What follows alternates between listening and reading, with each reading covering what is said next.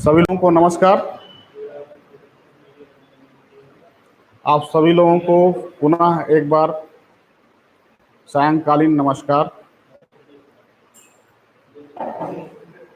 Good evening all of you.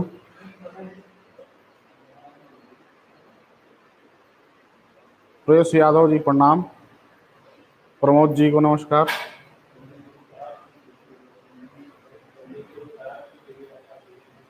देखिए, आज का जैसा कि आप लोगों को सूचित हो गया होगा कि आपके नेट का पेपर टल गया है, 1 नवंबर में चला गया है।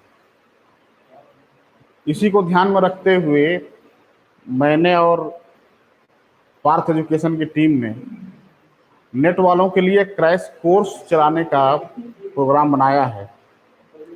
ठीक है, जो 1.5 महीने का कोर्स होगा, जिसमें पूरी भूगोल को रिवाइज कराया जाएगा और प्रिंट मटेरियल आपको प्रोवाइड कराया जाएगा पीडीएफ के माध्यम से।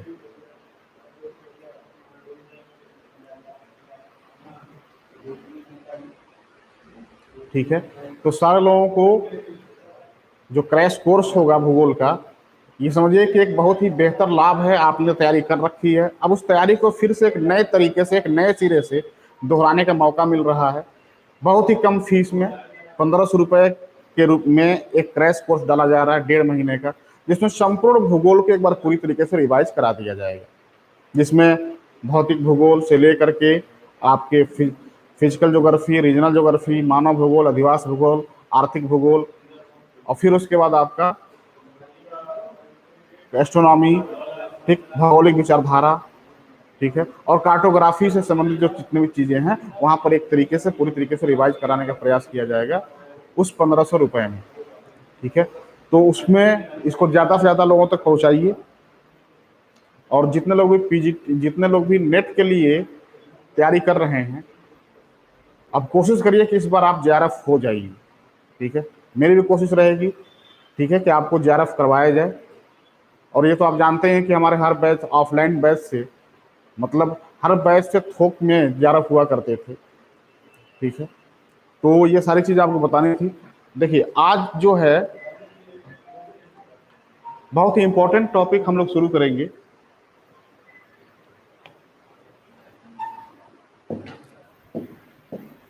निप्पू,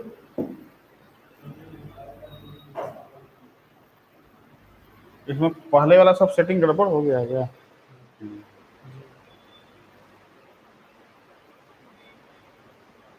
कलम वलम कहाँ है?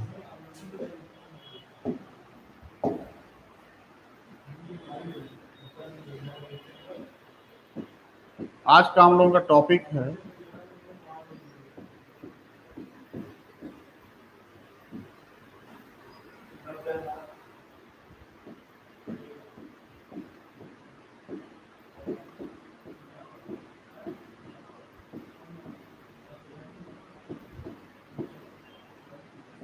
महासागरीय जल की लवणता, सैलिनिटी।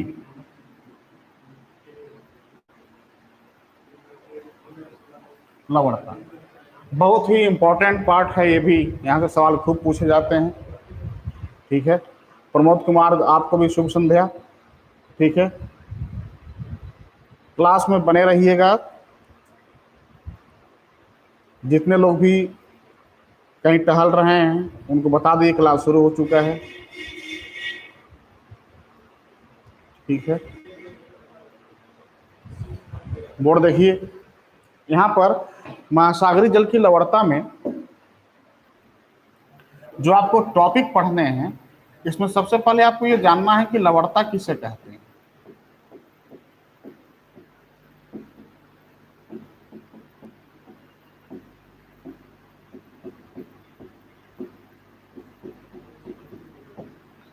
जब आप ये जान जाएंगे लवणता किसे कहते हैं, तो फिर आपको मालूम, ये आपको बताना होगा कि महासागरों में लवणता का स्रोत क्या है, यानी कहाँ कहाँ से लवणता महासागरों में आया है, कहाँ कहाँ से लवणता यहाँ पर भेजा गया है। स्रोत आपको जानना है, source of the salinity in the ocean आपको जानना है। स्रोत के बाद आपको यहाँ पर पढ़ना है महासागरों में लवणता का संगठन भी आपको पढ़ना है कि लवणता में सोडियम क्लोराइड कितना घुला हुआ है, ठीक है, मैग्नीशियम क्लोराइड कितना घुला हुआ है महासागरों में, ठीक है, ये सारी चीजें भी आपको जाननी है, ठीक है। फिर उसके बाद जब संगठन पढ़ेंगे तो आपको बताना होगा कि लवणता को प्रभावित करने वाले कारक कौन कौन से हैं।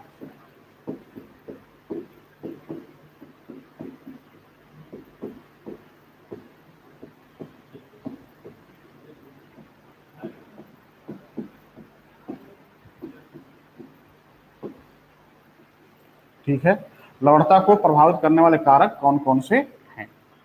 और इतना करने के बाद आप यहाँ पर महासागरों के लवणता का वितरण, विश्व में लवणता का वितरण का भी अध्ययन करेंगे कि किस किस महासागर की लवणता कितनी है।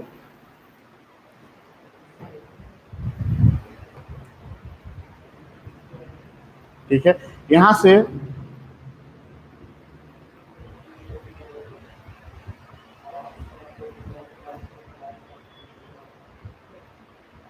प्रमोद कुमार जी, कोशिश तो मेरी यही रहेगी कि आपका हो जाए।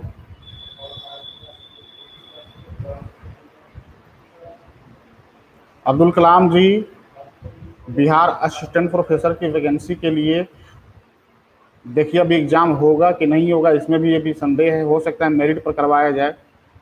बाकी अगर बुक चाहिए तो आप लोग जो है मुझसे फ़ोन पर बात कर लीजिएगा, मैं आपको बता दूंगा, ठीक है, बिहार स्पेशल के लिए। बाकी सारी किताब वही कॉमन रहेंगी, बिहार के लिए अलग से कुछ किताब चाहिए, ठीक है, वो आपको मैं बता दूंगा, ठीक है।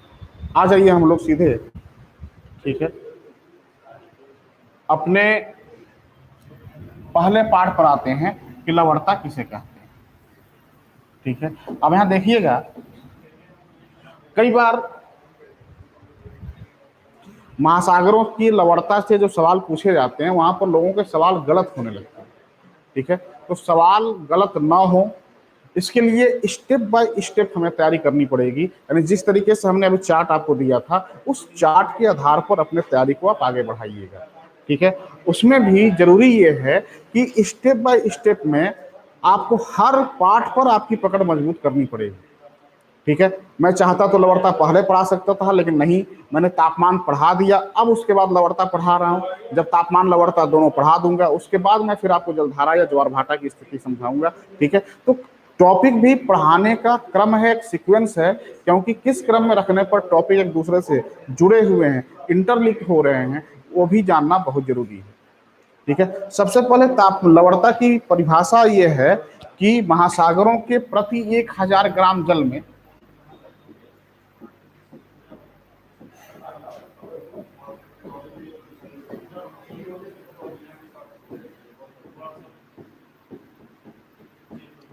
प्रति 1000 ग्राम जल में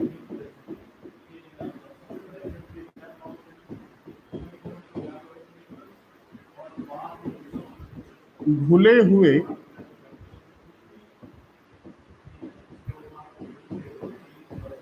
पदार्थों के मात्रा को या अनुपात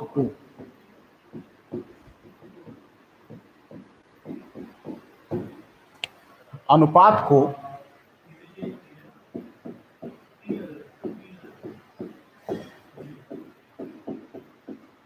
उस जलीय भाग की लवणता कहते हैं,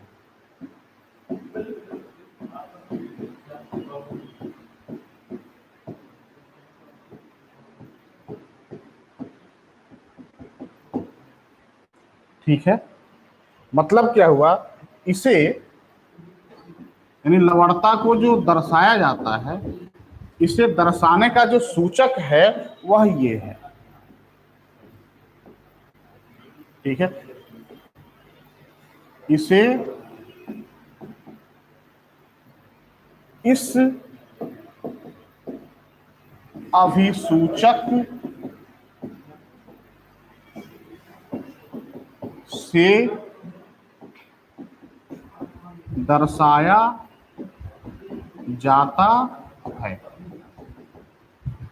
ठीक है। अब इसको भी जरा समझिएगा, यह भी एक बार आपके नेट में पूछ चुका है कि लवणता का सही सूचक है, लवणता को प्रदर्शित करने का सही सूचक है। अब इसमें जब आपसे पूछा जाएगा तो प्रश्न समझिएगा, प्रश्न क्या था, लवणता को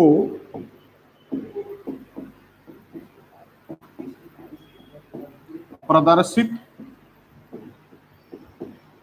करने का सूचक है। ए होगा आपका, बी होगा,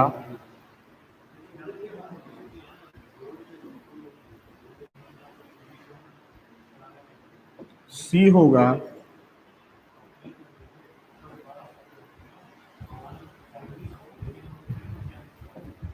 और डी होगा।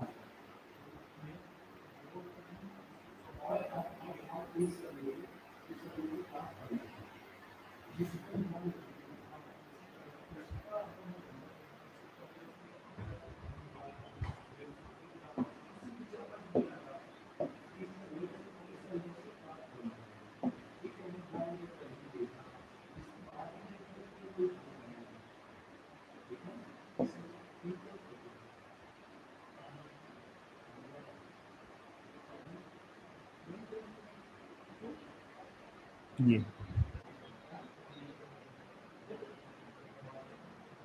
फिर से वही बन गया है, यहाँ ध्यान रखिएगा।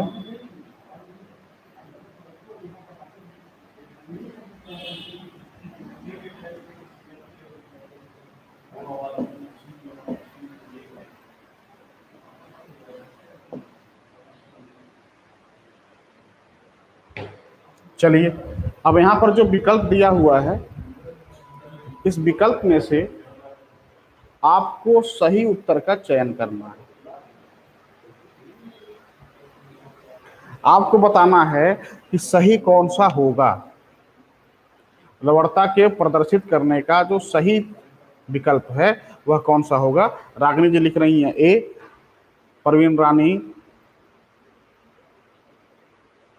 सनी ठाकुर, सारे लोग ए लिख रहे हैं। आलोक सोलंकी जी डी लिख रहे हैं। ठीक है, यहाँ पर देखिए ये जो है ये पूरा सेट कर दिया है हमने, डी में सारा का सारा सेट है। ठीक है, ऊपर देखिए बी, वहां देखिए पहले परिभाषा में देखिए हमने क्या लिखा है, सही क्या है। अनिल चौहान जी सी कैसे होगा, ध्यान से देखिए, आपको ये बताना है कि सारे गोलों में, ठीक है। अच्छा ठीक है, आपके मोबाइल पर ये थोड़ा सा क्लियर नहीं होगा, अब मैं और क्लियर कर रहा हूँ, रुक जाइए, सारे लोग रुक जाइए, उत्तर अभी मत दीजिए, मैं समझ गया आपकी समस्या क्या है।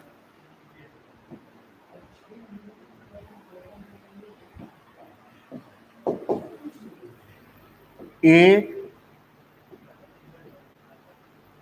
बी,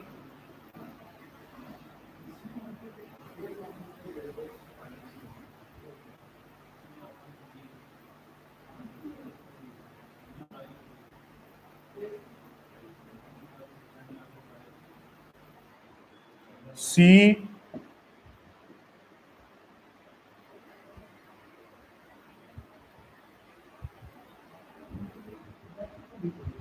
और डी है।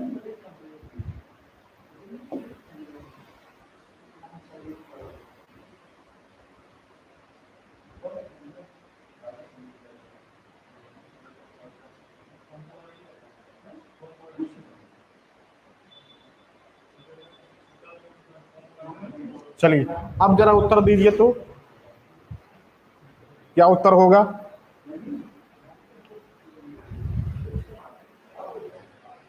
सारे लोग ए लिख रहे हैं, बहुत अच्छी बात है। रविचंद्रा फिर से सी लिख रहे हैं, यहां देखिए सही ये है।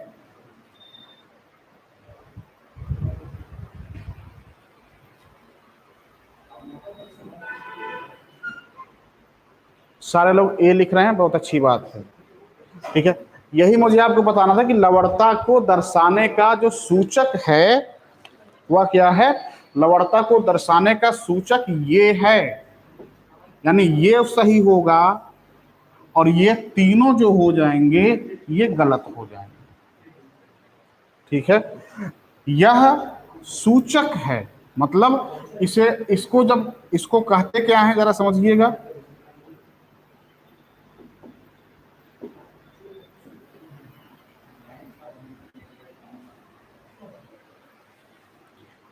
अभी सूचक से दर्शाया जाता है, तो ये सही है, ये आपका क्या है, सही है। ध्यान रखना क्या है कि ये जो आबलिक का निशान है, बटे का निशान है, इसके ऊपर जो गोला बनेगा, शून्य बनेगा, उसके बीच में जगह खाली रहेगा, और इसके नीचे भी जो शून्य बनेगा उसके अंदर भी जगह खाली रहेंगे, यानी तीनों शून्य में, तीनों गोले में जगह खाली रहेंगे।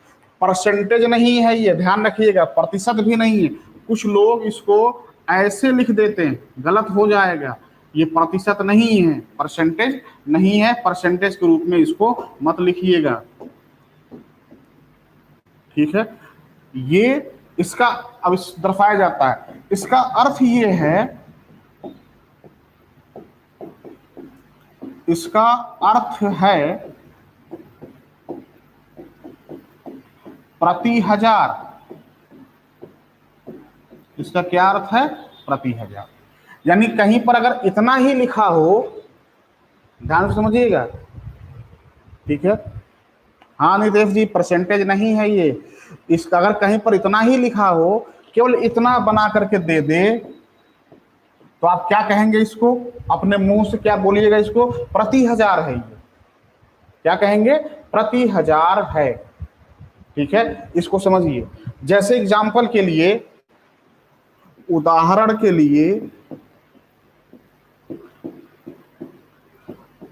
महासागरों की औसत लवणता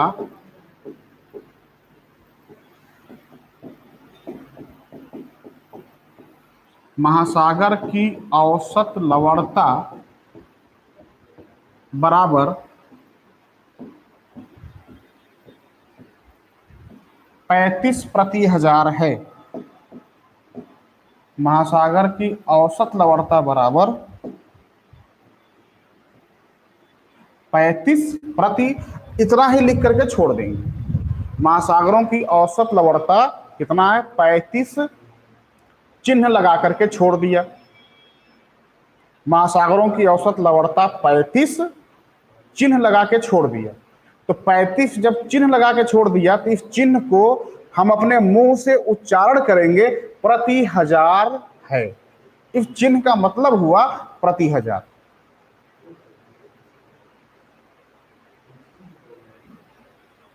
ठीक है, समझ में आ रहा होगा।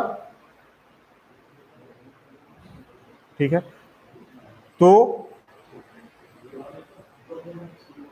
चलिए विभा जी जुड़ जाइए, अच्छी बात है, सारी चीजें समझ में आएंगी। ठीक, तो महासागरों की औसत लवणता कितनी हो गई, 35 प्रति हजार। समझ में आ गया। अब देखिए, जो इसमें अभी तक हम लोग परिभाषा तय कर रहे थे कि परिभाषा क्या है, तो परिभाषा है महासागरों के प्रति 1000 ग्राम जल में घुले हुए पदार्थों के मात्रा को या नमक की मात्रा को या अनुपात को उस जलीय भाग की लवणता कहते हैं। इसे इस अभिसूचक के द्वारा दर्शाया जाता है। इसका अर्थ है प्रति हजार। उदाहरण, महासागर की औसत लवणता 35 प्रति हजार है। इसको ध्यान रखिएगा, ये भी सवाल आपसे पूछा जा चुका है।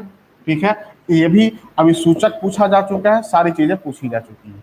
ठीक है, अब इसके बाद जब हम लोग आगे बढ़ेंगे तो फिर से अगले पाठ पर आते हैं कि लवणता के परिभाषा के बाद बहुत बड़ा प्रश्न उठता है कि महासागरीय जल के लवणता का स्रोत क्या है, कहां कहां से इसमें नमक आया हुआ है, कहां कहां से स्रोत बह करके आए हुए हैं, कौन कौन सी चीजें हैं जो महासागरीय लवणता को बढ़ाती हैं, कौन कौन सी चीजें हैं या कौन कौन से वे फैक्टर हैं, कारक हैं जो महासागर के लवणता को प्रोड्यूस करते हैं, उत्पन्न करते हैं, महासागर के खारापन को बढ़ाते हैं या उनके साधन हैं।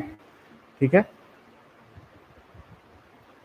प्रति हजार लीटर नहीं है, प्रति ग्राम, प्रति 1000 ग्राम है। तो किलोग्राम भी लिख सकते हैं, लेकिन 1000 ग्राम जो है वही सही परिभाषा है।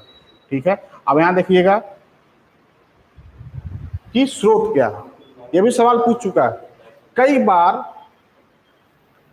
मैं यहां लिख रहा हूं महासागरीय जल की लवणता का प्रमुख स्रोत, लवणता का प्रमुख स्रोत,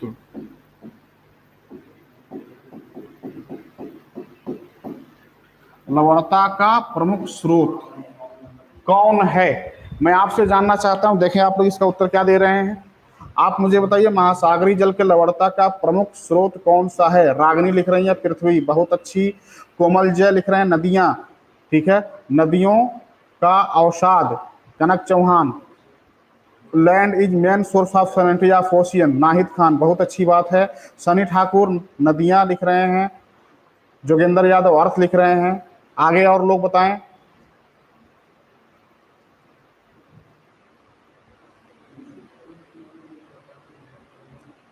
स्थलीय भाग, अच्छा,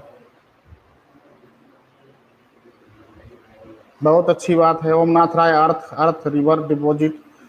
प्रवीण रानी, देखिए जितने लोग भी बोर्ड पर आ जाइए। देखिए कई बार ऐसा होता है कि ध्यान से समझा करिए हमने लिखा क्या है। प्रमुख स्रोत है, सविंदर सिंह उठा के पढ़िएगा, उसमें साफ साफ लिखा हुआ है कि लवणता का प्रमुख स्रोत स्वयं पृथ्वी है।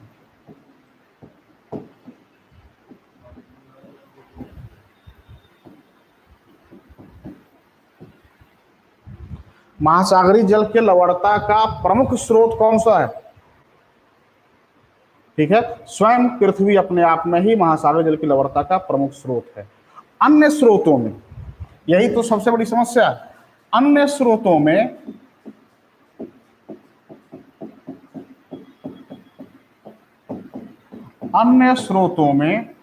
प्रमुख रूप से नदियां, पवन और ज्वालामुखी, नदियां, पवन और उसके बाद ज्वालामुखी लावा।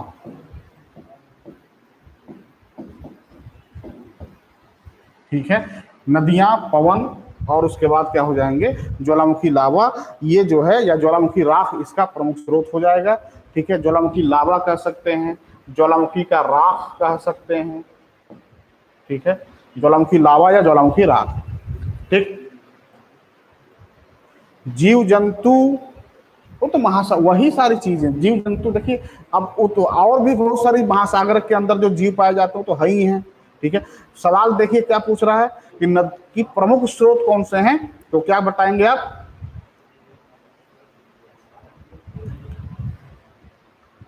राहुल गुप्ता जी, नदियों के बहाव से जो अवसाद इकट्ठा होते हैं उसे सागर जल में लवणता की मात्रा बढ़ जाती है। मैं पूछ क्या रहा हूं और आप जवाब क्या दे रहे हैं, दोनों में बहुत बड़ा फर्क है। मैं पूछ रहा हूं कि महासागर के लवणता का प्रमुख स्रोत कौन है। ठीक है, इससे फर्क नहीं पड़ता है कि आप कितना जानते हैं, इससे फर्क पड़ता है कि जो कोई व्यक्ति आपको कोई चीज बता रहा हो उसको स्वीकार करने की क्षमता भी आपके अंदर है कि नहीं। ठीक है, तो इसको भी बहुत जरूरी है, आप उसको जाइए किताबों में देखिए। यही सारी चीजें, ये सवाल मेरा गलत हो चुका है इसलिए मैं आपको बार बार आप पर लेके आ रहा हूँ। रामजीत मौर्य जी, आप टेम्परेचर लिख रहे हैं। तापमान जो है लवणता को प्रभावित करने वाला कारक है, लवणता को जनरेट करने वाला कारक नहीं है। ठीक है, अगर गिलास में नमक ही ना हो और पानी खौलाते रहिए तो लवणता बढ़ जाएगी, पानी नमकीन हो जाएगा? नहीं होगा। ठीक है, हाँ, तो नदियां भी एक कारक हैं राहुल गुप्ता जी, लेकिन नदियां जो है प्रमुख कारक नहीं है, एक कारक है। ठीक है, सागरी नीतल, दीपेंद्र जी, सागर के नीतल से वही चीज ज्वालामुखी उद्गार होता है जिससे सागरी नीतल जिम्मेदार होते हैं, लेकिन सागरी नीतल को प्रमुख स्रोत के रूप में नहीं लिख सकते। ठीक है, विभा चौहान, यही सबसे बड़ी समस्या। कम बारिश, बारिश का कम होना लवणता के प्रभावित करने वाला कारक है। अभी आने दीजिए, आगे चलने दीजिए। ठीक है, तो प्रमोद चौरसिया जी, नो सर क्या लिख रहे हैं समझ नहीं आया। ठीक है, तो कम बारिश, अधिक बारिश, कम तापमान, अधिक तापमान। ठीक है, प्रवाल भित्ति नहीं, तो वही सागरी जीव में प्रवाल भित्तियां भी आ जाएंगी। ठीक है, सागरी जीव में प्रवाल भित्तियां आ जाएंगे, शैवाल आ जाएंगे, महासागर के समस्त जीव आ जाएंगे।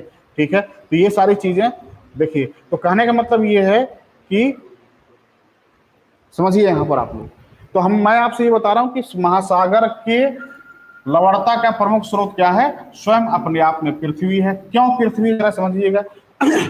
जब पृथ्वी की उत्पत्ति हुई थी, बिग बैंग थियरी पढ़ा होगा आप लोगों ने, उसमें ये बताया गया कि जैसे ही पृथ्वी की उत्पत्ति हुई तो बड़े बड़े महासागरीय गर्त उसी समय बन करके तैयार हो गए।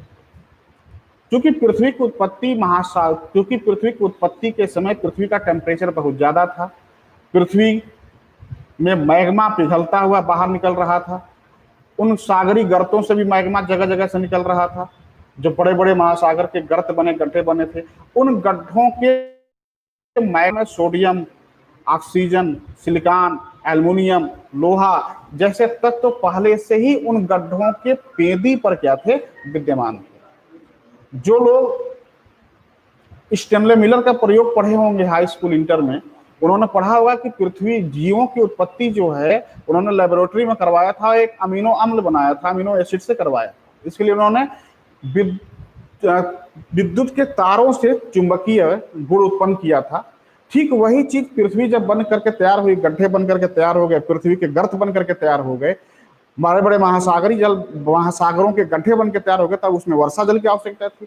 तो बहुत दिनों तक तापमान इतना ज्यादा था कि वाष्पीकरण होता रहा, पृथ्वी के पदार्थ ही वाष्पीकृत होकर के ऊपर उठते रहे। फिर उसके बाद लंबे दिनों तक, कई सौ सालों तक लगातार वर्षा होती रही। इन सारे वजहों से महासागरों की उत्पत्ति हुई।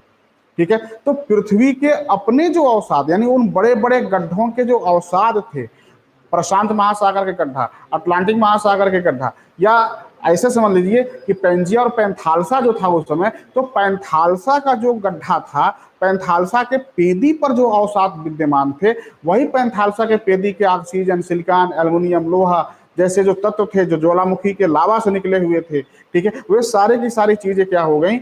महासागर के लवणता का प्रमुख स्रोत हो गई। ठीक है, दुनिया विकसित होती गई, सभ्यताओं का विकास होते गया। ठीक है, फिर उसके बाद लैंड फार्म डेवलप हुए, ठीक, नदियां बहने लगी, फिर नदियों के द्वारा भी महासागरों में अवसादों को ले जाया जाने लगा, पवन भी ले जाने लगे। ठीक है, इन सारे चीजों के द्वारा भी महासागर में लवणता का क्या होने लगा? विकास होने लगा। मतलब क्या हुआ कि महासागर में लवणता का जो प्रमुख स्रोत है वो कौन सा है? स्वयं पृथ्वी है। इसके अलावा नगण्य रूप से आप कह सकते हैं, या बहुत थोड़ी बहुत मात्रा में नदियां भी लवणता में योगदान देती हैं, पवन जो उड़ा करके ले जाते हैं अवसादों को, वो भी योगदान देते हैं, ज्वालामुखी के लावा या ज्वालामुखी राख से भी महासागर की लवणता क्या होती है? बढ़ती है। तो ये हम लोगों ने पढ़ा महासागर के लवणता का स्रोत क्या है।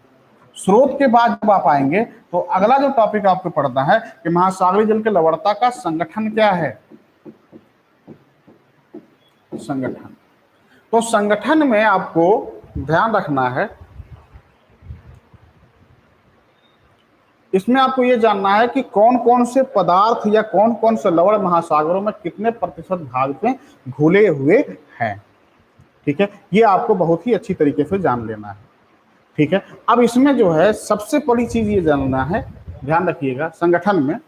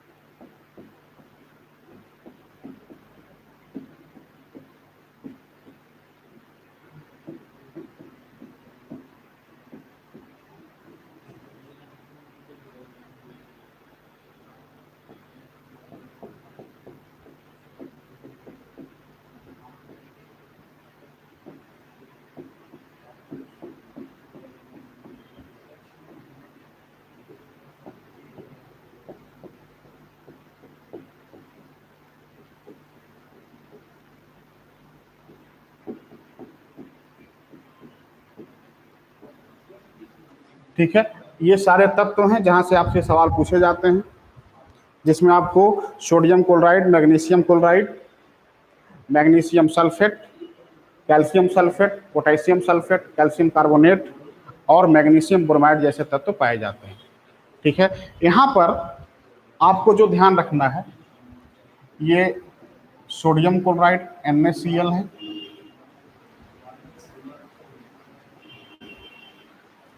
मैग्नीशियम क्लोराइड MgCl2 या Mg2Cl2 लिख सकते हैं, मैग्नीशियम सल्फेट MgSO4 लिख सकते हैं, CSO4 लिख सकते हैं, पोटेशियम सल्फेट K2SO4 और कैल्शियम कार्बोनेट CaCO3 और magnesium bromide MgBr2। Magnesium bromide का मतलब MgBr2, मैग्नीशियम ब्रोमाइड। ठीक, अब यहां पर ध्यान रखना है कि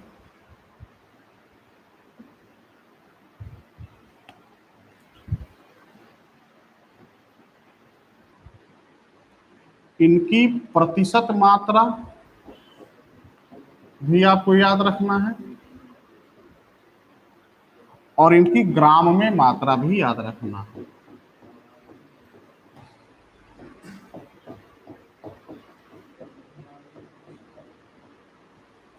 ठीक है, परेशान नहीं है, सब ये भी याद हो जाएगा, टोटल याद होगा, बस केवल सामने बैठे रहिए।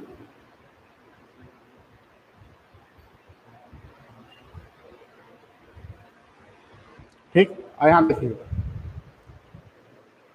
बोर्ड देखिएगा, सोडियम क्लोराइड का जो परसेंटेज है वह 77.8% है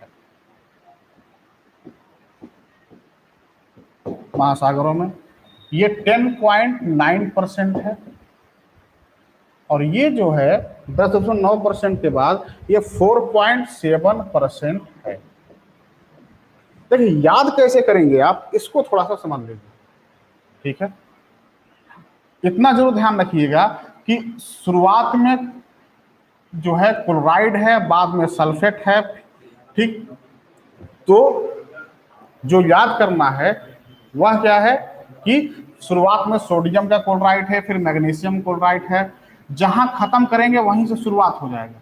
सोडियम क्लोराइड सफेद महासागर में, ये तो बच्चा बच्चा जानता है, एकदम कॉमन सेंस है कि महासागर में, रट लीजिएगा, पूछ भी चुका है, 20 बार पूछ चुका होगा अलग अलग एग्जाम में कि महासागर में सोडियम क्लोराइड कितना घुला हुआ है, महासागर में सोडियम क्लोराइड की परसेंटेज मात्रा कितना है, या महासागर में से सर्वाधिक कौन सा नमक घुला हुआ है। ठीक है, सारे सवाल पूछे जा चुके हैं, तो आपको ये पता होना चाहिए कि सोडियम क्लोराइड 77.8%। अगर आप अच्छे कंप्यूटर हैं तो ये आंकड़ा आपको याद होना चाहिए। ठीक है, अब 77.8%, तो क्लोराइड के बाद फिर वहां पर देखिएगा ऊपर के 2 क्लोराइड हैं, तो फिर उसके बाद मैग्नीशियम क्लोराइड आ गया 10.9%। ये दोनों मिल करके लगभग 70-80-90% के आसपास महासागरीय लवणता को कवर कर लेते हैं। ठीक है, तो ये दोनों आपको याद रखने हैं। अब यहां देखिए 4.7 है, अब इसमें से 1 घटा देंगे, 4 में से 1 गया 3, 7 में से 1 गया 6, 3.6%। ठीक है, फिर इसमें से 1 घटा देंगे, 3 में से 1 गया 2, 6 में से 1 गया 5। ठीक है, और फिर ये जो है आपका 0.3%,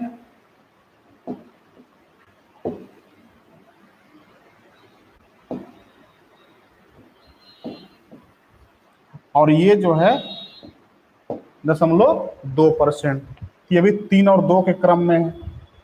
ठीक है, तो देख रहे हैं कितना ही सटीक है, बिल्कुल दिमाग नहीं लगाना है, सारी चीजें बिल्कुल हूबहू एकदम बिल्कुल दिमाग। अब देखिए कैसे, पहले इधर का क्रम याद करना है। इधर का क्रम याद करने के लिए हमने कहा ना कि आप एकदम दिमाग में बैठा लीजिए कि शुरुआत में 2 क्लोराइड हैं और बाद के 3 सल्फेट हैं, और फिर उसके बाद सल्फेट के बाद एक कार्बोनेट है, एक ब्रोमाइड है। ठीक है, क्या है समझिए, ये है Cl है, फिर SO4 है, ठीक है, और फिर CO3 है, और फिर उसके बाद Br2 है, कैल्शियम कार्बोनेट और मैग्नीशियम ब्रोमाइड। तो क्लोरीन, सल्फेट, सल्फेट कितने 3, क्लोरीन क्लोराइड कितने 2, और एक ठो ये, एक ठो ये। यही आपको ध्यान रखना है। क्लोराइड 2, कौन कौन से क्लोराइड, सोडियम क्लोराइड और मैग्नीशियम क्लोराइड, ठीक है।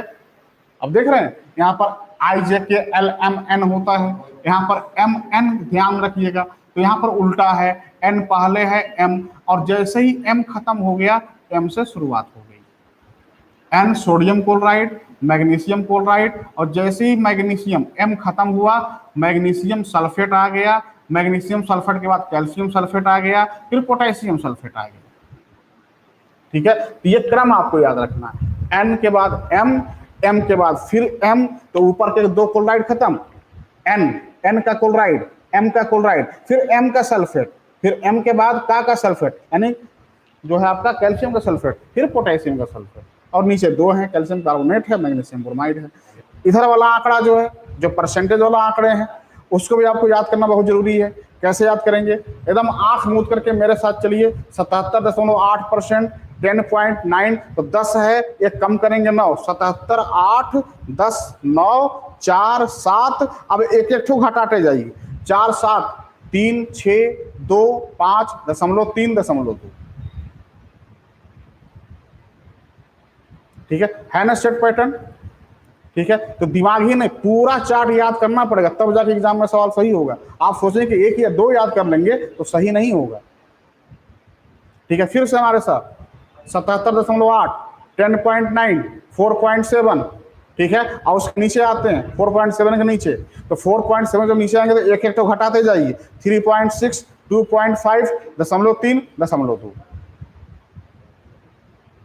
ठीक है।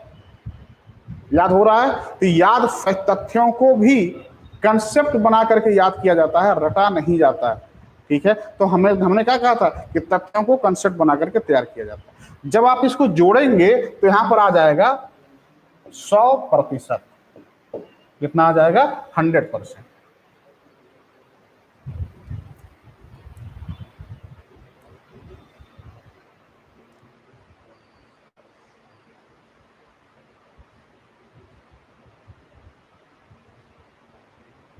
हाँ, डिटमर ने लवणता का पता लगाया था, BR भाटिया जी, कितने लवणता का पता लगाया था, बड़ी आगे आगे चल रहे हैं।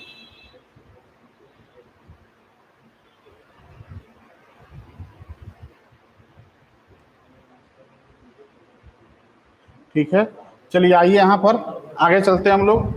अब यहाँ पर जो ग्राम में है, यहाँ पर जो पूछा था वो 27.2 ग्राम पहला है, और ये इंपॉर्टेंट है, इसको ध्यान रखिएगा।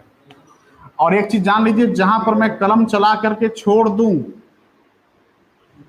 ठीक है, 27.2 ग्राम है ये, तो जहां पर मैं कलम चला करके छोड़ दूं उसको एकदम पत्थर की लकीर समझा करिए, ठीक है। जितने भी लोग क्लासरूम में बैठे हैं या मुझे लाइव देख रहे हैं, बस इतना ध्यान रखिए, जहां पर मैं कलम, जो चीज मैं छू लूं उसको समझिए पत्थर का लकीर है, ठीक है। वहां से सवाल बनेगा ही बनेगा। अब चाहे इस एग्जाम में पूछे या कहीं ना कहीं मुलाकात होगी। अब उसके बाद किताब खोलिएगा, ये सब मात्रा दिया होगा, आपको क्या करना है, यहाँ पर याद नहीं करना है, ठीक है। चाहूं तो मैं सब लिखा दूं, सब मेरे पास है, लेकिन मेरा काम है आपका काम आसान करना भी, ठीक है। तो यहां पर याद नहीं भी करेंगे तो कोई समस्या नहीं होगी, क्योंकि याद होगा ही नहीं, याद होने में बड़ी दिक्कत है, बड़ी समस्या।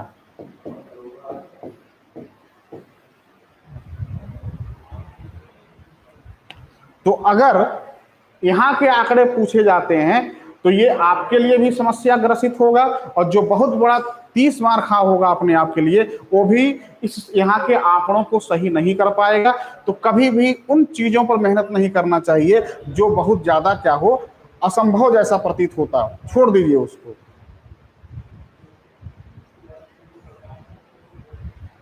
ठीक है, महेश पाठक जी नहीं भी याद करेंगे तो काम चल जाएगा, एक बार मेरे ऊपर विश्वास करिए, ठीक है। लेकिन जितना हम कहें अगर उसको नहीं याद करेंगे तो बड़ी दिक्कत हो जाएगा। यही होता है ना, जानते हैं हमारे लिए एक दिन क्लास में लूंगा तैयारी कैसे करें, ठीक है, ठीक है, समझ रहे हैं महेश पाठक जी, तैयारी कैसे करें इस पर भी मैं एक दिन सवाल क्लास लूंगा। जानते हैं क्या होता है हमारे एग्जाम, हम लोग एग्जाम में छोटा सा सवाल गलत क्यों हो गया, आसान सवाल गलत क्यों हो गया उस पर परेशान नहीं होते हैं, कठिन क्यों गलत हुआ उस पर खूब परेशान होते हैं। जिस दिन आपके आसान सवाल सही होने शुरू हो गए, ठीक है, जो आपके पड़ोसी के गलत नहीं है, जो आपके रूम पार्टनर के गलत नहीं है, ठीक है, और वही सवाल आप गलत करके आए हैं, समझ जाइए कि उस दिन आपका सिलेक्शन नहीं होगा, ठीक है। कठिन कितने होते हैं, 10, 8, 9, 10, उससे सिलेक्शन नहीं रुकता है, ठीक है। तो इसको थोड़ा सा ध्यान रखिएगा, आसान सवाल गलत नहीं होना चाहिए, ये भयंकर कठिन है। और मान लीजिए अगर आप याद करना भी चाहते हैं तो हम आपको मना नहीं करेंगे, ठीक है। मनीष जी आप किताब खोलिएगा शैलेंद्र सिंह का, और यहाँ पर सारा आंकड़ा यहाँ पर दिया हुआ है, उन आंकड़ों को आप लिख लीजिएगा और उस तरीके से याद कर लीजिएगा, ठीक है। याद हो जाए 1 महीने 2 महीने में तो मुझे बताइएगा, ठीक है, मैं आपसे पूछूंगा। जिस दिन याद होगा उस दिन नहीं पूछूंगा, ठीक है, मैं अपने हिसाब से 15-20 दिन बाद पूछ लूंगा, एग्जाम इसी तरह होता है ना, ठीक है, इसको समझिएगा, ठीक है। वंदना सिंह अभी आ रहे हैं, कितने होंगे देख लीजिएगा। तो यहां पर जब हम इसको जोड़ेंगे तो ये हो जाएगा 35 ग्राम हो जाएगा, क्या हो जाएगा 35 ग्राम। मतलब क्या हुआ कि 100% जो निकाला गया है वो कितने ग्राम में है, 35 ग्राम में। और इसी 35 ग्राम के 100% में से सोडियम क्लोराइड कितना है, 77.8%, मैग्नीशियम क्लोराइड 10.9%, ये आपकी तालिका है।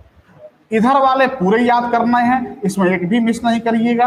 अगर ये याद नहीं होगा तो आपका एग्जाम में दिक्कत हो जाएगी, सिलेक्शन रुकेगा, सिलेक्शन नहीं होगा। और अगर ये नहीं याद होगा तो इससे सिलेक्शन पर कोई भी बहुत ज्यादा प्रभाव नहीं पड़ेगा। एक जरूर याद करिएगा, 27.2% ग्राम मैंने जो लिख दिया है आपको, ठीक है। उम्मीद करते हैं सारे लोगों को समझ में आ गया होगा,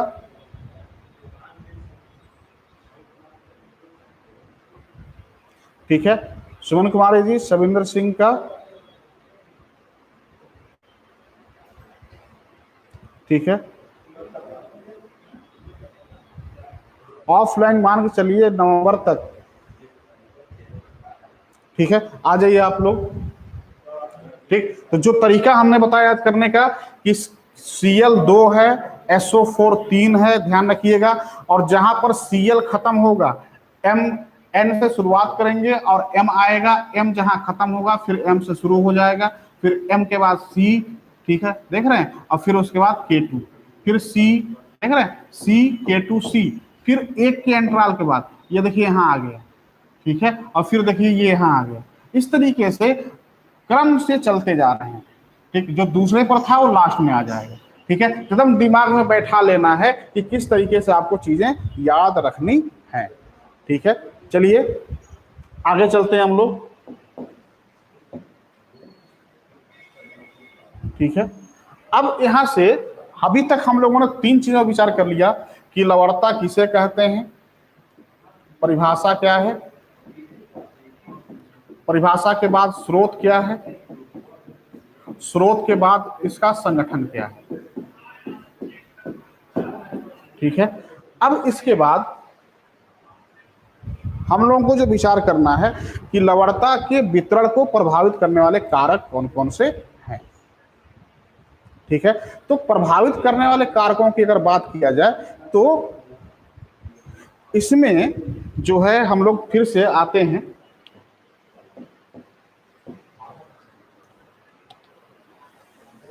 और देखिएगा,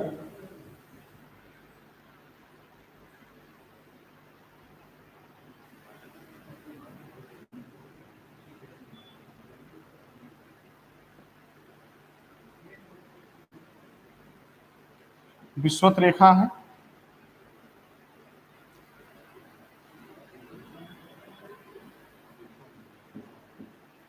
15 डिग्री है, 10 डिग्री है,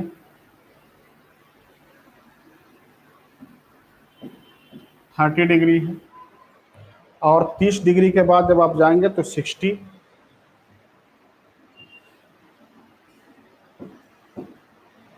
और यहाँ भी 30, दक्षिणी गोलार्ध, यहाँ पर 60,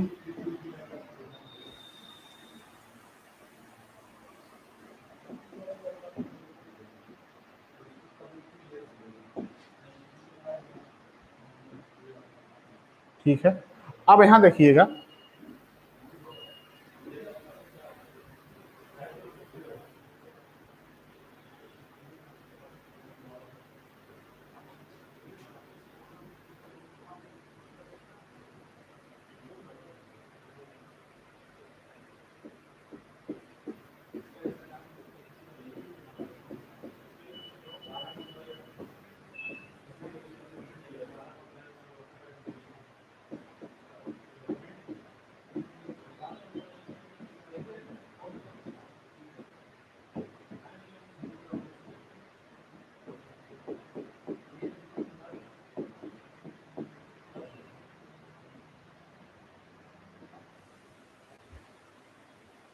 उत्तरी गोलार्ध के महासागरों की औसत लवणता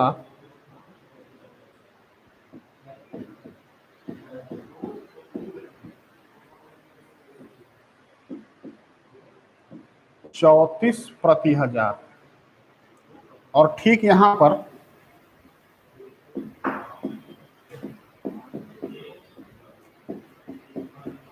दक्षिणी गोलार्ध के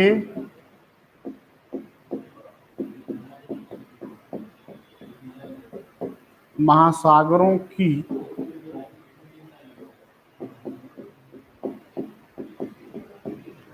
औसत लवणता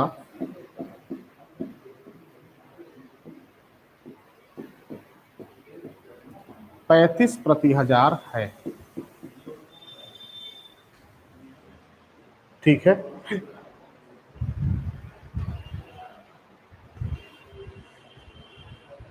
यहां तक जो चीजें हमने लिखी हैं वो समझ में आ गई।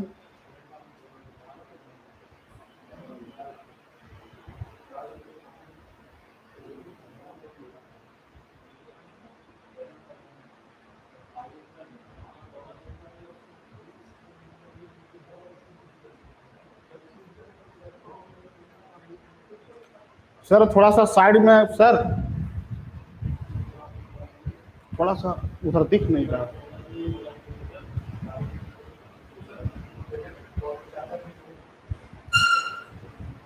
दरअसल में भूगोल है ना, इसमें क्या होता है कि हमारा सर पूरा बोर्ड भर जाता है।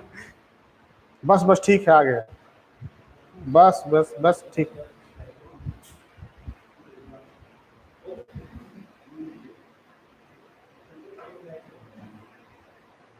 ठीक है, दिख रहा होगा।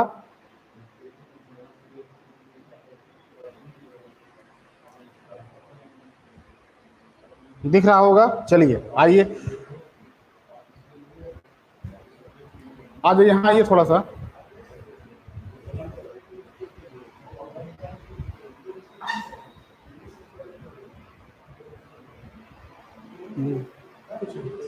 हम कैसे पढ़ेंगे?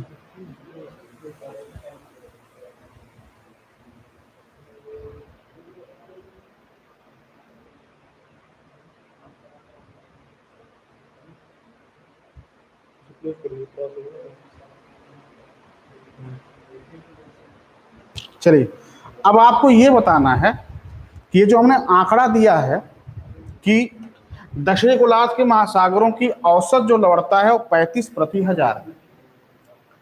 कोई आप में से ये बताए मुझे कि दक्षिणी गोलार्ध के महासागरों की औसत लवणता क्यों अधिक है उत्तरी गोलार्ध के महासागरों की तुलना में।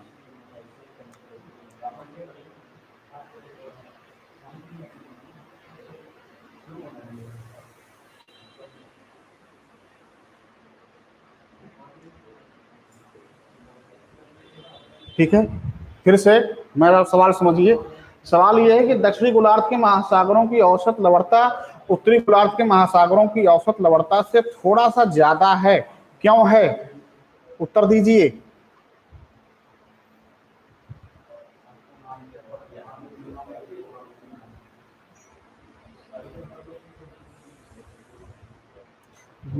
मनीष पाठक जी, नदियां ज्यादा हैं दक्षिणी गोलार्ध में। कहाँ दक्षिणी गोलार्ध में नदियां? सारा देश महाद्वीप उत्तरी गोलार्ध में जाता है, तो ऊपर नदियां ज्यादा है ना। ठीक है, करंट वाली की वजह से नदी नहीं दिख रहा।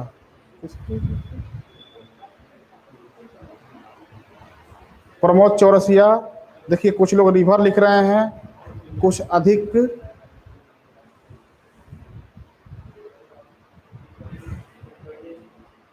ठीक है। जलखंड अधिक है, बहुत अच्छी बात है, जलखंड अधिक है। स्थली भाग कहाँ? अच्छा, उत्तरी गोलार्ध में। नहीं तो उत्तरी गोलार्ध में स्थली भाग है ही है, ठीक है, लैंड कम है सर। चलिए, जल की अधिकता है, बहुत सही। रिवर कम है, सागरों की कारण, अच्छा, जलधारा के कारण। देखिए, जलधारा लवणता को प्रभावित करने वाली कारक है ना, यही बार बार मैं कह रहा हूँ, कारक और वजह दोनों में फर्क है। मैं आपसे बता रहा हूँ कि दक्षिणी गोलार्ध के महासागरों की लवणता क्यों जाता है। चलिए, अक्सर हम बिल्कुल ठेठ भाषा में समझाते हैं, ठेठ भाषा में समझाते हैं, ठीक है, बिल्कुल बिल्कुल। थोड़ा सा रुक जाइए। हाँ, सारे जितने लोग जल की अधिकता बता रहे हैं वो लोग बिल्कुल सही बता रहे हैं, ठीक है। चलिए चलिए, अब मैं दो लोगों की इसमें से चुन रहा हूं, बुरा मत मानिएगा, क्षमा करिएगा, लेकिन मेरी आदत है, ऐसे ही पढ़ाता हूं मैं। ठीक, प्रवेश द्विवेदी जी को मैं ले रहा हूं और रमेश कुमार जी को ले रहा हूं। प्रवेश द्विवेदी ने कहा कि ज्वालामुखी ज्यादा है और रमेश कुमार लिखते हैं कि रिवर कम है, ठीक है। मैं दो लोगों को ले रहा हूं। प्रवेश द्विवेदी जी, ध्यान समझिए, मैंने आपको और रमेश कुमार को, सवाल समझिए दोनों, बाकी लोग सुने। प्रवेश द्विवेदी और रमेश कुमार को मैंने क्या किया कि कह दिया कि आप सभी लोग बंगाल की खाड़ी में चले जाइए, ठीक है, और वहां से पानी भर करके लाइए। प्रवेश जी को मैंने क्या किया, 1000 लीटर का टंकी दे दिया, और प्रमोद को मैंने क्या किया, 500 लीटर का टंकी दे दिया, और दोनों लोग अपना टंकी उठा करके लाए बंगाल की खाड़ी में से भर करके, और दोनों लोग अपने अपने छत पर रख दिए, ठीक है। 1 महीने बाद टंकी का मुंह खुला छोड़ दिया। 1 महीने बाद हमने आपसे पूछा, प्रवेश जी और प्रमोद जी, दोनों लोग एक दूसरे के टंकी का मुआयना करके मुझे ये बताइए कि किसके टंकी में ज्यादा लवण घुला बचा हुआ है। वाष्पीकरण के बाद किसके टंकी में ज्यादा साल्ट, ज्यादा अवसाद बचे होंगे। तो प्रवेश जी और प्रमोद जी बताइए किसके टंकी में बचा होगा।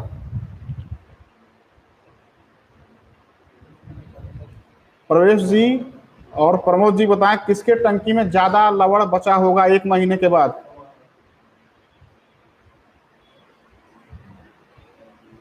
एक 1000 लीटर वाले में ना, बिल्कुल, क्योंकि दोनों ही लोग खारा पानी लेकर के आए हैं। कहां से? बंगाल की खाड़ी से, ठीक है, बिल्कुल ठीक। वही चीज यहां भी लागू करिए कि चूंकि दक्षिणी गोलार्ध में जो टंकियां हैं वो बहुत बड़ी बड़ी हैं और उन टंकियों में खारा पानी ही रखा हुआ है। क्या गजब की बात है ना।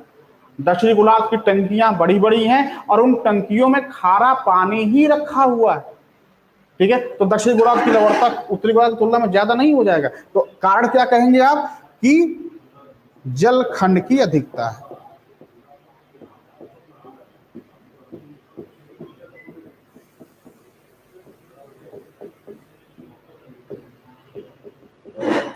तो दक्षिणी गोलार्ध के महासागरों की लवणता अधिक है, इसके पीछे क्या वजह है? तो आप कहिएगा कि दक्षिणी गोलार्ध के महासागरों में जलखंड की अधिकता है। और कोई चीज? ठीक है, अब हम लोग बाद में विचार करेंगे नदियां क्या करेंगी, जहां नदी गिरेगी वहां क्या होगा, ठीक है। नदियां लवणता का स्रोत हैं, लेकिन नदियां टंकी में भी गिरेंगी ना, तो पहले तो टंकी में कितना लवण है ये विचार करेंगे ना। अब टंकी में एक तो पाइप ला करके गिरा दिए, टंकी में एक पाइप ला के खोल दिए, ओपन कर दिए, अब उस पाइप से कितना लवण आता है ये प्रभावी होगा कि टंकी के अंदर कितना लवण है ये प्रभावी होगा। पहले टंकी में 1000 लीटर पानी है, pipe 1 litre, 2 litre, 3 litre, 4 litre, 5 litre पानी डाल रहा है। अच्छा, पानी ज्यादा है, नमक कम है, भाई जितना भी पानी उस पाइप से गिर रहा है उसमें कुछ ही नमक है ना। 1 चम्मच है, 2 चम्मच है, 10 चम्मच है, कि पूरा का पूरा नमक ही गिरा रहे हैं, यानी उसमें भी फ्रेश वाटर ज्यादा है, नमक कम है। मेरी बातें समझ रहे होंगे आप लोग।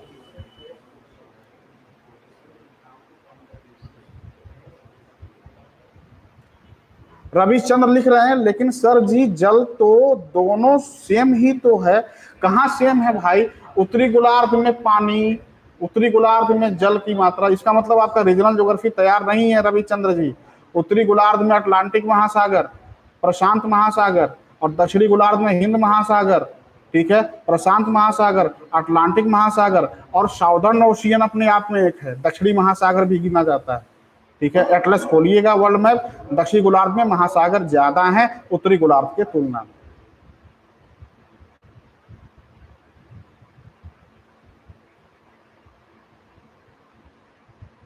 ठीक, चलिए।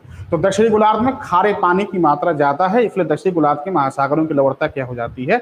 अधिक हो जाती है, ठीक है। अब हम लोग विचार करेंगे यहां पर स्वाभाविक सा, देखिए जीरो से जो ये जो विषुवत रेखी क्षेत्र है,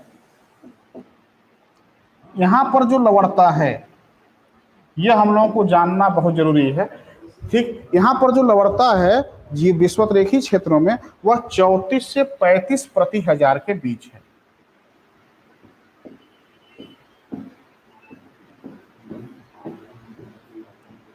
ठीक है।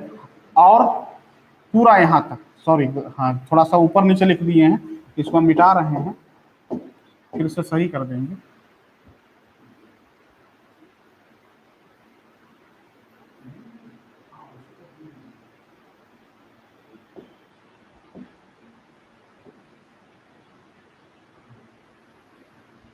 दस है, तो यहां पर जो लवणता है ये कितना है? 34 से 35 प्रति हजार। और यहां की जो लवणता है वो है 36 से 37 प्रति हजार। दोनों जगहों पर सेम, उत्तरी गोलार्ध में भी उतना ही और दक्षिणी गोलार्ध में भी उतना ही,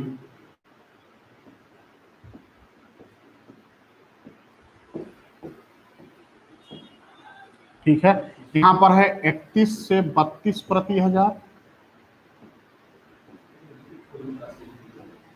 और यहां पर है 32 के बाद 33 से 34 प्रति हजार,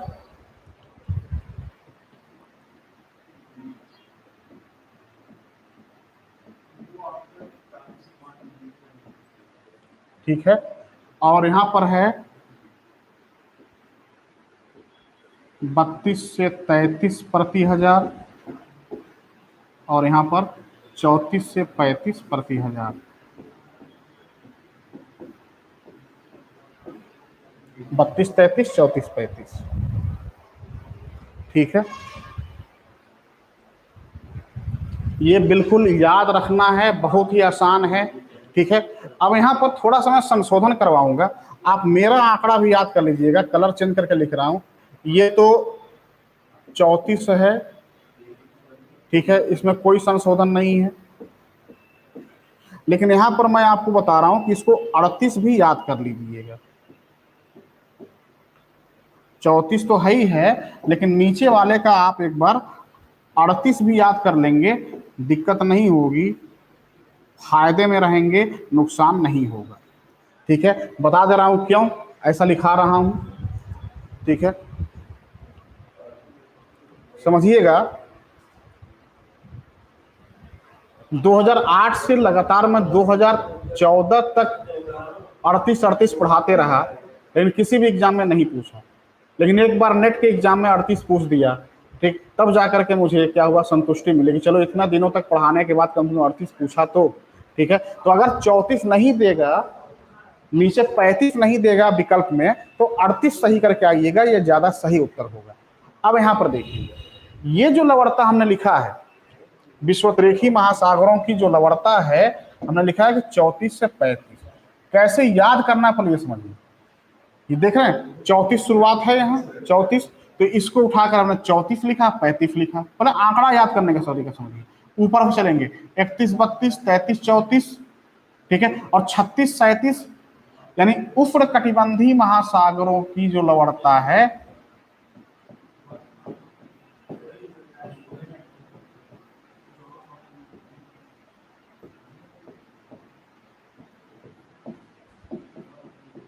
उष्णकटिबंधीय महासागरों की लवणता सर्वाधिक है।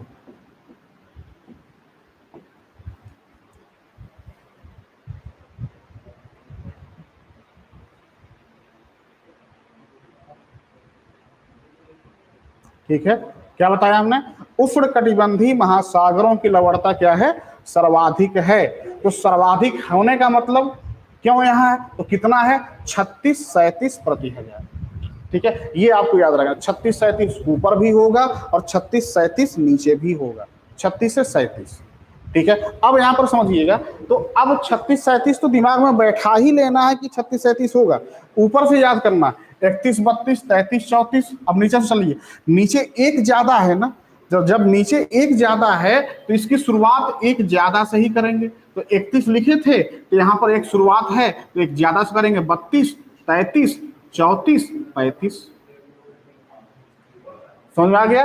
अगर ऊपर की तुलना में, उत्तरी गोलार्ध की तुलना में दक्षिणी गोलार्ध की लवणता एक ज्यादा है, तो नीचे लिखते समय हम क्या करें? एक ज्यादा से ही शुरुआत करेंगे। अगर हमने ऊपर 31-32 लिखा है तो नीचे हम लिखेंगे क्या? जो है 32-33। 31 से शुरुआत किए हैं तो 32 से करेंगे।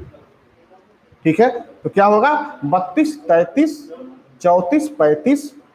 ठीक, 36-37, देखें, 34-35, 36-37, फिर ऊपर 36-37 और ये 34-35। याद हो गया? ठीक है, अब समझिए यहां पर कैसे करना। ठीक है, अब यहां पर काम इसका नहीं है, इसको इरेज कर दे रहे हैं।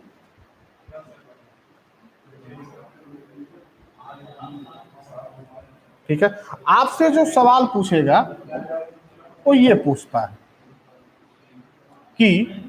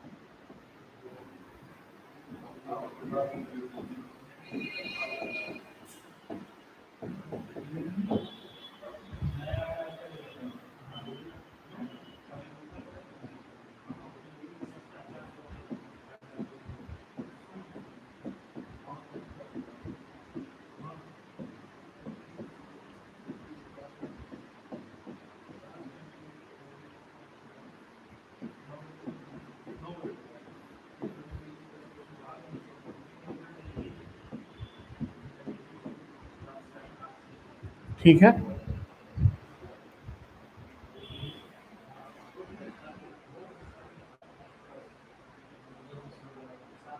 ठीक है, क्या कहा हमने? कि विषुवत रेखीय महासागर कम लवणता के क्षेत्र हैं। तो और इनके कम लवणता का कारण क्या है? कारण मैंने लिख दिया है, यहां वर्षा ज्यादा होती है वाष्पीकरण के तुलना में। समझ में आ रहा होगा? यानी विषुवत रेखीय क्षेत्रों में वर्ष भर संवहनी वर्षा होती है। अत्यधिक तापमान के प्रभाव से हवाएं गर्म होती हैं, गर्म होकर के ऊपर उठती हैं और ऊपर उठने के बाद संघनन होता है। संघनन होते ही झमाझम मूसलाधार तड़ित झंझा के साथ वर्षा होने लगती है। दिन में कई बार वर्षा होती है। ठीक है, बारंबार वर्षा होती है, पूरे वर्ष में सर्वाधिक वर्षा होती है। ठीक है, यहाँ पर वर्षा की मात्रा भी सर्वाधिक होती है, वर्षा के दिन भी सर्वाधिक होते हैं और तड़ित झंझा के साथ मूसलाधार वर्षा होती है। तो विषुवत रेखीय जलवायु प्रदेश में अगर वर्ष भर वर्षा होती है तो वर्षा की वजह से स्वच्छ जल की आपूर्ति, ठीक है, फ्रेश वाटर की आपूर्ति क्या होती है? बढ़ा दी जाती है, जिसकी वजह से इन महासागरों की लवणता कम हो जाती है। अत्यधिक तापमान के बावजूद, अत्यधिक वाष्पीकरण के बावजूद स्वच्छ जल की आपूर्ति हो जाती है, वर्षा जल की आपूर्ति हो जाती है, जिससे इन महासागरों की लवणता क्या हो जाती है? कम हो जाती है। ठीक है, तो यहां लवणता कम होने का कारण क्या है? वर्षा का अधिक होना, किसके तुलना में? वाष्पीकरण की तुलना में। अब यहां आते हैं,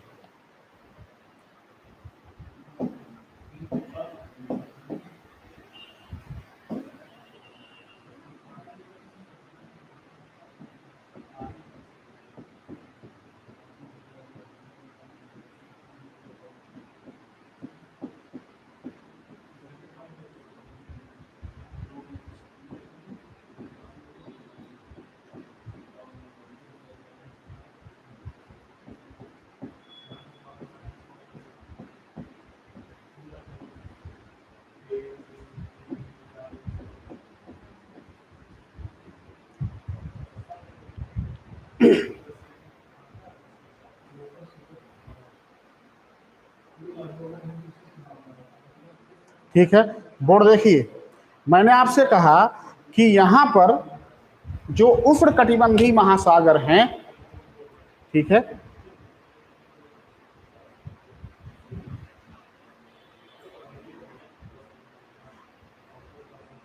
रविचंद्र का सवाल है, सर यहाँ वाष्पीकरण कम होगा तो यहाँ बारिश ज्यादा क्यों होती है? भाई इतना वाष्पीकरण कम नहीं होता है कि बारिशें कम हो। वर्षा और वाष्पीकरण और बारिश में तुलना की जा रही है, नहीं की जा रही, समस्त वाष्पीकरण की बात नहीं की जा रही। मैं ये कह रहा हूं कि विषुवतरेखीय जलवायु प्रदेश में 0 से 10 में, 0 से 15 में जितना वाष्पीकरण होता है उससे कहीं ज्यादा वर्षा हो जाता है। लेकिन उष्णकटिबंधीय क्षेत्रों में कर्क रेखा और मकर रेखा के पास दोनों गोलार्धों में जितना वाष्पीकरण होता है उतनी वर्षा नहीं होती। समझ में आ गया? ठीक है, ये है कंसेप्ट। ठीक है, अब यहां पर समझिएगा कि यहां पर सर्वाधिक लवणता का कारण क्या है? वाष्पीकरण अधिक होता है वर्षा के तुलना में, इसलिए इन महासागरों की लवणता क्या होती है? कम होती, सॉरी ज्यादा होती।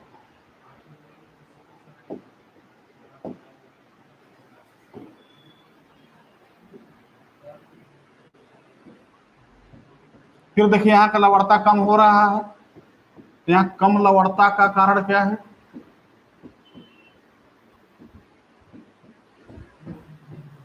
कम लवणता का कारण क्या है? दो कारण हैं यहां पर। पहला कारण यह है कि एक तो उच्च अक्षांश होने की वजह से तापमान कम हो जाता है, और दूसरा यहां पर चक्रवाती वर्षा होती रहती है।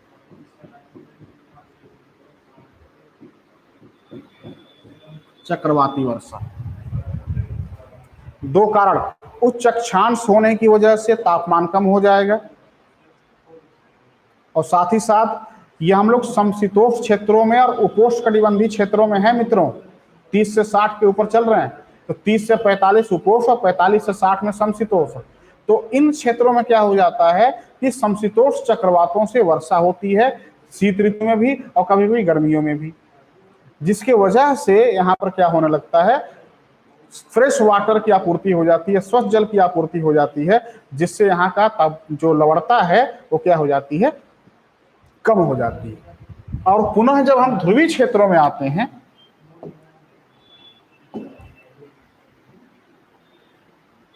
तो यहां कम लवणता का कारण क्या है?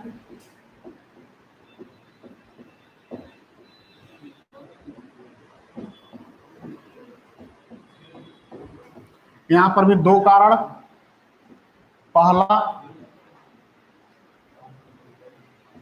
उच्च अक्षांश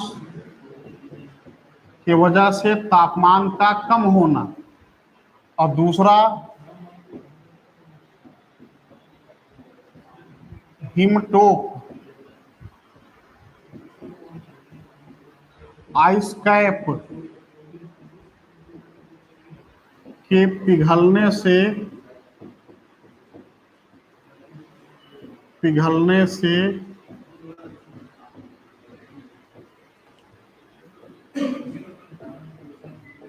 फ्रेश वाटर का मिलना।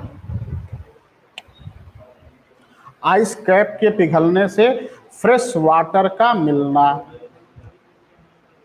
ठीक है, समझाता हूं। उच्च अक्षांशीय क्षेत्र है, तापमान कम होगा, इसमें कोई दो राय नहीं है, सब लोगों को समझ में आ गया। अब यहां पर क्या है? बड़े बड़े दूर दूर तक बर्फ के शिलाखंड पाए जाते हैं, सतत हिमाच्छादित रेखा। ठीक है, दूर दूर तक हिम के ही चादर दिखाई देंगे, जिसे आइस टोप कहा जाता है। ठीक, हिम टोप कहा जाता है। जब ये हिम टोप पिघलते हैं तो फ्रेश वाटर क्या होता है? महासागरों में जाकर के मिलने लगता है, जिससे महासागरों की लवणता क्या हो जाती है? कम हो जाती है। ठीक है, अब जरा समझिए, अब तक हमने आपको बताया कि विश्व में सर्वाधिक लवणता कहां है? तो आप कहेंगे उष्णकटिबंधीय महासागरों की लवणता सर्वाधिक है। ठीक, अब आज मैं दो चीजें आपको एक साथ बता रहा हूं। कि लवणता भी उष्णकटिबंधीय महासागरों पर ज्यादा होगा, कर्क और मकर रेखा पर, और सर्वाधिक तापमान जो होगा महासागरों का वह भी कर्क और मकर रेखा पर ही सर्वाधिक अंकित किया जाएगा। ठीक है, कर्क का मतलब 23.5 डिग्री नॉर्थ और मकर का मतलब 23.5 डिग्री साउथ। अब आपके विकल्प में कुछ भी पूछ सकता है, पूछेगा निम्न में सर्वाधिक तापमान अंकित किया जाएगा, देगा 20 डिग्री, 21 डिग्री, 22 डिग्री, 22.5 डिग्री, तो 22.5 उत्तर होगा। देगा 20, देगा 18 डिग्री, 19 डिग्री, 20 डिग्री, 21 डिग्री, तो 21 डिग्री। यानी आपको कर्क रेखा और मकर रेखा के निकटवर्ती उत्तर का चयन करना है। 23.5 के जितना निकट निकट अक्षांश रेखा है उसका चयन करना है, लवणता के लिए भी और किसके लिए, तापमान के लिए भी चयन करना है। ठीक है, समझ में आ गया। तो विषुवत रेखीय क्षेत्रों में स्थित महासागरों का तापमान क्यों कम हो जाता है, तो विषुवत रेखीय क्षेत्रों में स्थित महासागरों के तापमान के कम होने के पीछे भी कारण यही है। यहाँ पर भी पानी खूब बरसता है, इसकी वजह से यहाँ का तापमान कम हो जाता है, और यहाँ के लवणता का भी कम होने का कारण यही है कि यहाँ का वर्षा, यहाँ पानी खूब बरसता है, इसलिए यहाँ का लवणता भी क्या हो जाता है, कम हो जाता है। तो इस तरीके से विषुवत रेखीय महासागरों में लवणता भी क्या होने लगती है, कम होने लगती है। ठीक है, तो अब हम यहां पर 0 से 10 विषुवत रेखीय जलवायु प्रदेश कहेंगे। यशवंत यादव जी 0 से 10 अक्षांश को हम विषुवत रेखीय, हमने ऊपर 15 इसलिए ले लिया है कि 15 तक विषुवत रेखीय जलवायु का प्रभाव महाद्वीप पर पाया जाता है, महासागर नहीं है ना, ऊपर स्थलीय प्रभाव पाया जाता है, तो ऊपर हमने 5 डिग्री बढ़ा दिया है। ठीक है, चलिए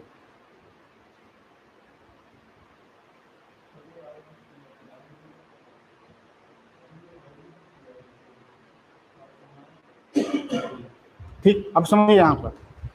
ठीक, मुझे आपको यह बताना था कि कौन कौन से कारक हैं जो महासागरीय जल के तापमान को प्रभावित करते हैं, सॉरी, कौन कौन से कारक हैं जो लवणता को प्रभावित करते हैं, लवणता के वितरण को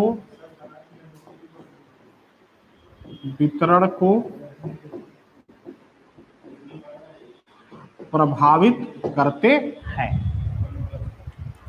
ठीक, अब तक के लेक्चर के द्वारा इस चार्ट को देख करके आप मुझे ये बताइए कि कौन कौन से कारक होंगे प्रभावित करेंगे। तो आप कहेंगे पहला है तापमान,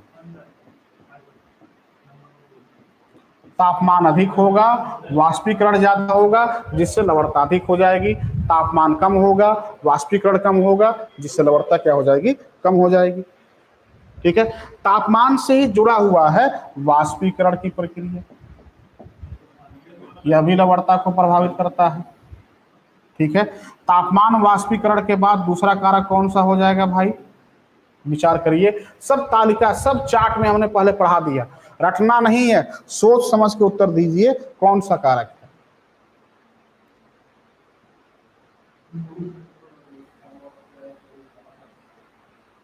ठीक है, बिल्कुल, तीसरा कारण हो जाएगा वर्षा। क्या हो जाएगा, वर्षा। तीसरा कारण हो जाएगा इसमें स्वच्छ जल की आपूर्ति।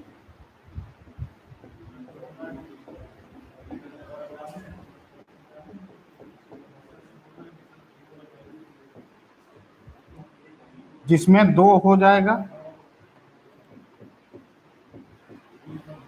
हिमटोप का पिघलना, वर्षा का होना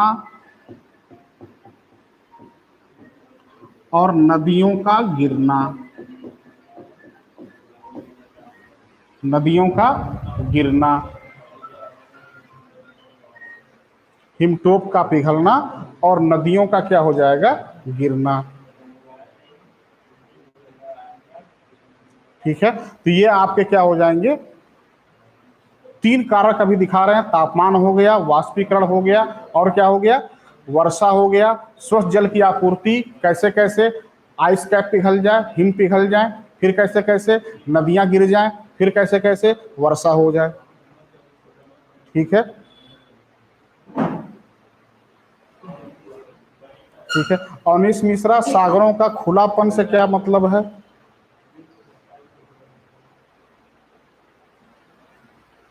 सागरों के खुलापन से क्या मतलब है। वो तो तापमान में हमने पढ़ा ही दिया।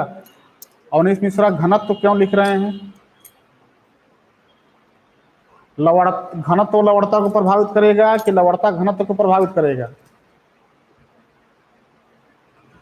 अवनीश मिश्रा, घनत्व लवणता को प्रभावित करेगा कि लवणता घनत्व को प्रभावित करेगा?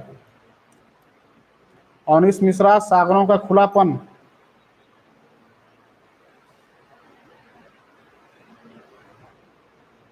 दोनों पर आप विचार करिए।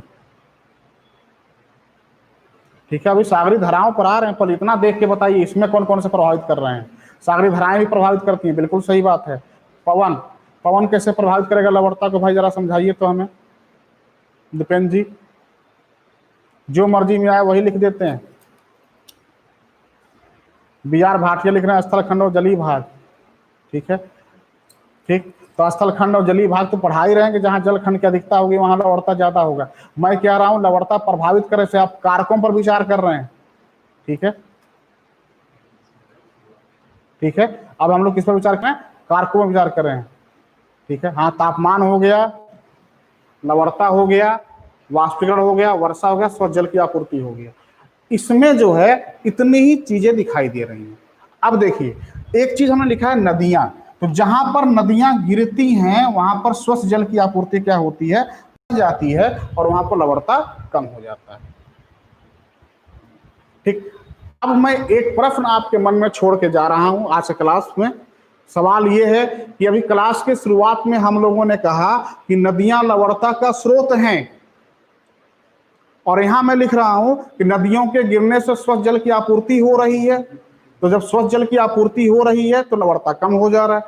एक तरफ नदियां लवणता का स्रोत भी हो रही हैं और दूसरी तरफ नदियों के गिरने से लवणता कम भी हो रहा है। ये दोनों चीजें एक साथ कैसे हो सकती हैं? ठीक है, तो कल हम लोग इस पर विचार करेंगे और कौन कौन से कारक हैं जो लवणता को प्रभावित करते हैं, फिर लवणता का वितरण कैसे है, फिर महासागरों में लवणता का कहां कहां पर किन किन महासागरों में लवणता कितना है, इन सारे चीजों को हम लोग कल चर्चा करेंगे। ठीक है, ठीक, रोहित सर, पवन अपने साथ अवसादों को उड़ा करके ले आए। ठीक है, तो शुरुआत में ही हमने बताया महासागरों के लवणता का स्रोत है नहीं, ये पवन स्रोत हैं। गजब, पढ़ाया कि नहीं पढ़ाया दीपेंद्र कुमार सिंह जी? हमने कहा कि लवणता के प्रमुख स्रोत कौन कौन से हैं? स्वयं पृथ्वी, इसके अलावा। ठीक है, मैं ये कह रहा हूं कि लवणता को प्रभावित करने वाले कारक,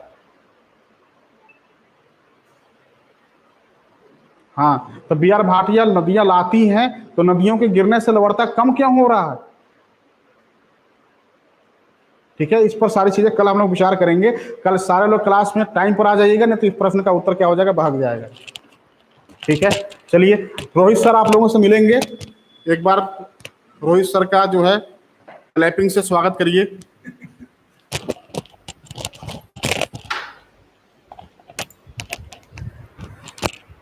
नमस्कार दोस्तों, गुड इवनिंग। कैसे हैं आप सब? उम्मीद है आप सब बहुत बेहतरीन होंगे और बहुत अच्छे से होंगे। आप में से पहले मुझे सब लोग बताइए कि आप में से कितने लोग ऐसे हैं जो लोग इस बार नेट का एग्जाम देने जा रहे हैं। सारे लोग पहले बताएंगे जो लोग ज्योग्राफी से नेट का एग्जाम देने जा रहे हैं इस बार, क्योंकि ज्योग्राफी से नेट का जो एग्जाम है अब आपको पता है 12 नवंबर को डेट हो गई है। जी हाँ, रागनी जी, BR भाटिया जी, गुंजन जी, विष्णु जी, रविचंद्रा जी, जितेंद्र जी, प्रवीण जी, सुभी शर्मा जी, सारे लोग बताएंगे। तारेश्वर जी, जान निगार जी, बीची जी, कनक चौहान जी, सारे लोग मुझे बताएंगे। निवेदिता जी, बबीता जी, शिवचंद जी, आलोक जी, अवधेश जी, सर्वेश जी, विजय लक्ष्मी, प्रमोद, सारे लोगों को गुड इवनिंग। आप में से देखिए बहुत सारे लोग इस बार नेट का एग्जाम देने जा रहे हैं। तो नेट का एग्जाम जो है ये आपका हो गया है दोस्तों। नेट का एग्जाम जो है ये आपका 12 नवंबर को हो गया है। 12 नवंबर को ज्योग्राफी से नेट का एग्जाम हो गया है। ठीक है, 12 नवंबर को ज्योग्राफी से जो नेट का एग्जाम हो गया है, तो आज हमारे पास बहुत सारे हमारे बच्चों के फोन आए थे, कॉल्स और मैसेज आए, सर से भी बात हुई बहुत सारे बच्चों से। तो वो बच्चे चाह रहे थे कि वो ज्योग्राफी में नेट में जितने दिन बचे हैं उतने दिन में सर एक बैच चला दें, क्रैश कोर्स, ज्योग्राफी का क्रैश कोर्स। ज्योग्राफी का क्रैश कोर्स, क्योंकि अभी आज से अगर देखेंगे तो आज से लेकर 12 नवंबर तक कम से कम 40-45 दिन का समय बचा, लगभग 1.5 महीने का समय बचा हुआ है आपके पास। 1.5 महीने के समय में अगर सर आपको पूरा का पूरा नोट्स प्रोवाइड करा देते और अगर आपको पूरा का पूरा जल्दी से सारी चीजें क्लियर करके समझा दें, तो आपके लिए कोई समस्या है? बताइए, आपके लिए कोई समस्या है कि इस बार आप जेआरएफ हो जाएं? और जेआरएफ होके दोस्तों, जब आप जेआरएफ हो जाएंगे ज्योग्राफी से, जेआरएफ होके आपको 25 लाख रुपए अर्न हो जाए, तो कोई दिक्कत है आपको? आप में से कितने लोग ऐसे हैं जो हमारी सहायता करेंगे या सर का सानिध्य लेना चाहते हैं कि इस बार नेट का क्रैश कोर्स एक चला दिया जाए, जिस क्रैश कोर्स के माध्यम से बच्चों को पूरा का पूरा सिलेबस अगले 40-50 दिन में मिल जाए, अगले 40-50 दिन में मिल जाए? आप में से मैक्सिमम लोग ऐसे होंगे जो ये चाहते होंगे कि सर का सानिध्य मिले। जी हाँ, सर का सानिध्य मिले और सर का सानिध्य मिल करके वो कार्य हम कर सके, वो क्रियान्वयन कर सके। और इसमें हम आपको करेंगे क्या, जो बैच हम चलाने जा रहे हैं, आज सर से मेरा डिस्कशन हुआ है, इस बैच में देखिए लाइव क्लास आपको मिलेगी, लाइव क्लास मिलेगी। लाइव क्लास के साथ maximum to maximum PDF notes मिल जाएंगे, मैक्सिमम टू मैक्सिमम, क्योंकि जो नेट का सिलेबस होता है उसमें 10 यूनिट होते हैं, तो सर के पास सर के बनाए हुए पूरे के पूरे नोट्स हैं हर यूनिट के। हम हर यूनिट के वो नोट्स आपको पूरे के पूरे दे देंगे। लेकिन सबसे इंपॉर्टेंट चीज इसमें, सबसे इंपॉर्टेंट चीज होगी प्रैक्टिस। जी हाँ, सबसे इंपॉर्टेंट चीज होगी प्रैक्टिस। प्रैक्टिस के थ्रू हम इस पूरे के पूरे क्रैश कोर्स को आपके पास लेके आएंगे, प्रैक्टिस के थ्रू। इसमें जितने भी पिछले 10 साल के जो आपके नेट के आए हुए पेपर के क्वेश्चंस होंगे, जितने भी नेट के क्वेश्चंस होंगे जो आपके पेपर में आए हुए हैं, उन सभी पेपर्स में दोस्तों, उन सभी पेपर्स के जितने भी क्वेश्चन 10 साल में आपके पूछे गए होंगे, ठीक,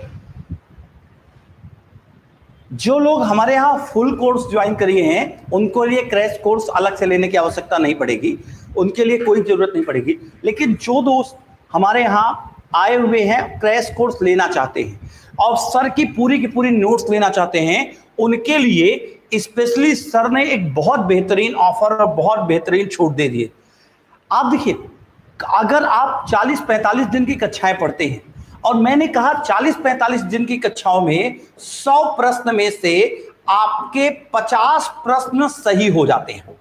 हम 100 नहीं कहते, हम 50 कहते हैं। इस 50 दिन की कक्षाओं में प्रतिदिन एक प्रश्न अगर आपके सही होने की कंडीशन बनती है, एक क्वेश्चन आपका सही होने की कंडीशन बनती है, एक क्वेश्चन, 50 दिन में 50 क्वेश्चन अगर आपके सही हो गए और इन 50 क्वेश्चनों के माध्यम से आपका जेआरएफ क्लियर हो गया, आपका ज्योग्राफी से जेआरएफ क्लियर हो गया दोस्तों, तो जब 50 क्वेश्चनों के माध्यम से आपका ज्योग्राफी में जेआरएफ क्लियर हो गया, तो बताइए क्या बुरा है क्या?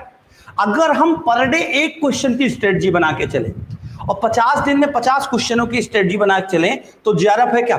लेकिन एक चीज याद रखना, इस क्रैश कोर्स में एडमिशन के लिए मात्र आपको 3 दिन का समय मिलेगा, मात्र 3 दिन का समय मिलेगा इस क्रैश कोर्स में एडमिशन के लिए। जी हां, मात्र क्रैश कोर्स का एडमिशन के लिए आपको 3 दिन का समय मिलेगा। 3 दिन का मतलब होता है फ्राइडे, सैटरडे और संडे। अगले फ्राइडे